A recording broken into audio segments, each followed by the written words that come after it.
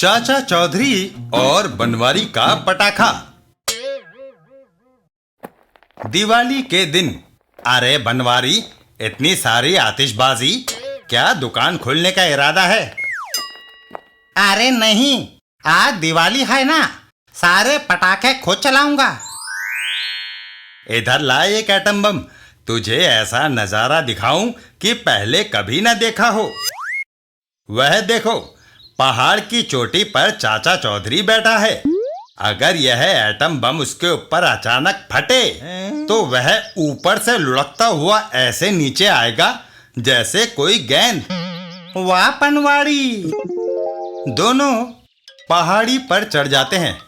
दबे पांव आजा, कहीं चाचा चौधरी को आहट ना हो जाए। एक जगह रुककर बस अब यहां से उस पर एटम बम फेंकना चाहिए। वो एटम बम जलाकर चाचा चौधरी की तरफ उछाल देता है, लेकिन ओह, निशाना चूक गया। अरे बनवारी, भाग! बम लुढ़कता हुआ अपनी तरफ आ रहा है। पनवाड़ी, आज मरवा दिया तुमने। है बनवारी और पनवाड़ी आगे आगे और जलता हुआ बम उनके पीछे पीछे। बम एक उछाल भरता है और सीधा उनकी पटाखों के डब्बे में घुस जाता है। परिणाम स्वरूप जोरदार धमाके होने लगते हैं। आए उई! उई! पनवाड़ी, यहाँ आसपास कोई डिस्पेंसरी है या नहीं? साबू। चाचा जी, कहाँ से आ रहे हो? साबू, आतिशबाजी का नजारा देखकर।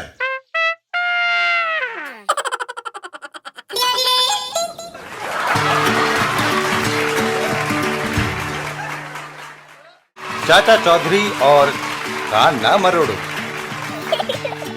भगवान, मैं थोड़े दिनों के लिए गांव में अपने भाई छज्जू चौधरी से मिलने जा रहा हूँ।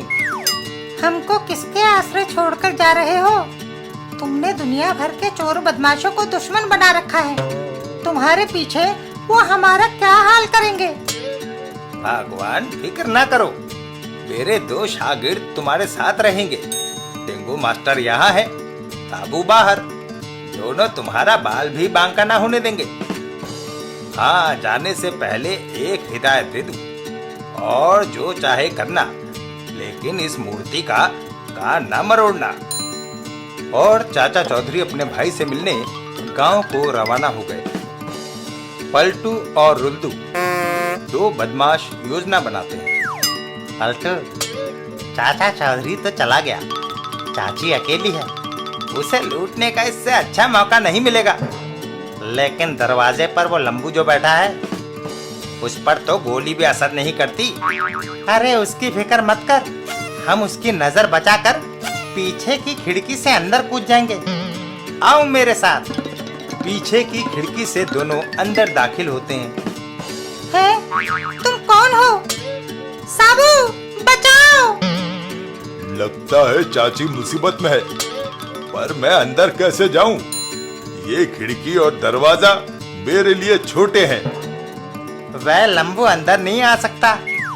जल्दी से सारे जेवर उतार दो, नहीं तो मैं गोली चलाता हूँ। रंदू, मैंने सारे जेवर इकट्ठे कर लिए, चलो अब 9 2 11 हो जाए। तभी उनका ध्यान मूर्ति की ओर गया। रुल्दू, ये हमको पिस्तौल दिखाता है। ये तो बेजान मूर्ति है, ये हमारा क्या बिगाड़ सकती है? देखो, मैं इसका कान मरोड़ता हूँ। और कान मरोड़ते ही, ओह, ये क्या?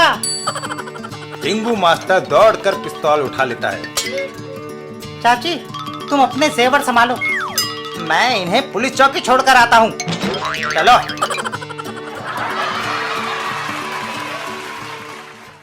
चाचा चौधरी और बर्फ का दानव।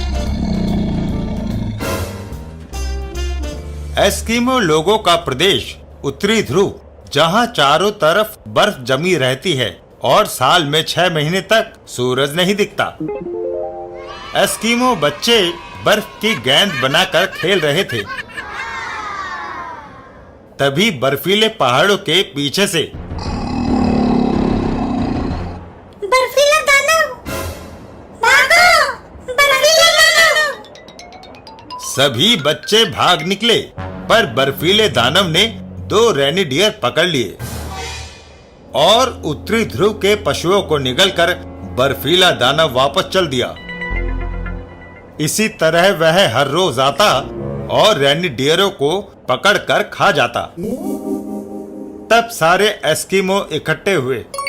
रेनिडियर हमारा उपयोगी पशु है, हमारी स्लेज खींचता है, उसकी खाल के हम कपड़े पहनते हैं। अगर बर्फीला दानव उन्हें यूं ही खाता गया तो एक दिन सब खत्म हो जाएंगे। भारत देश में मेरा एक दोस्त चाचा चौधरी रहता है, मैं उसे चिट्ठी लिखता हूँ। इधर भारत में साबू, उत्तरी ध्रुव से मेरे दोस्त फोजो की चिट्ठी आई है, हमें तुरंत वहां पहुंचना है। उत्तरी ध्रुव पहुंचकर चाचा जी, वह दानव आगे बढ़ रहा है, क्या मैं उसकी गर्दन मरोड़ दूं? साबू। नहीं साबू, उसे इस पत्थर पर खड़े रेनिडियर को उठाने दो। बर्फीले दानव ने रेनिडियर को पकड़ लिया और तभी वह हड़बड़ा गया। बर्फीला दानव जमीन पर गिर पड़ा और रेनिडियर उसके ऊपर गिर पड़ा। कुछ ही देर में बर्फीला दानव गलकर पानी बन गया। वह टीन का बना हुआ रेनिडियर का पुतला था, जिसे मैंने गर्म करके खड़ा कर दिया था। बर्फीला दानव बर्फ का बना था, इसलिए गर्म पुतले ने उसकी सारी बर्फ गला दी। चाचा चौधरी का दिमाग कंप्यूटर से भी तेज चलता है।